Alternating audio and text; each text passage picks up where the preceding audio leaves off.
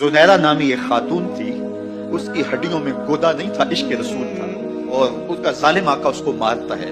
जब मार मार के थक जाता है, उधर से उमर आ रहे हैं। इस्लाम लाने के पहले की कहानी है। उसने कहा, उमर तुम जवान आदमी हो तो ये छोड़ती नहीं है अपने नबी का नाम, जरा तुम आओ।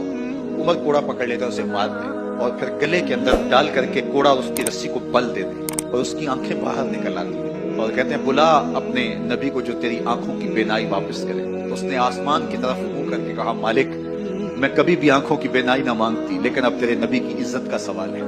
आंखों की बेनाई वापस हो जाती है। जुनैरा को बड़ा मारा। आज उमर गलियों में आंखों में आंसू हैं और कहता है, आओ भाई मैं हुजूर का गुलाम बन गया हूं, तुम्हें बताने आया हूं। जुनैरा ने मोड़ काटा तो आगे उमर की आवाज दे रहे थे। जुनैरा एक कोने पे खड़े होकर रो के कहती है, उमर तुम तो बड़े उस दिन जोशो गजब में थे और तुम मारते हुए थकते नहीं थे। उमर ने कहा, जुनैरा उस दिन मैंने देखा नहीं था, अब मैं मोहम्मद अरबी को देख आया हूं।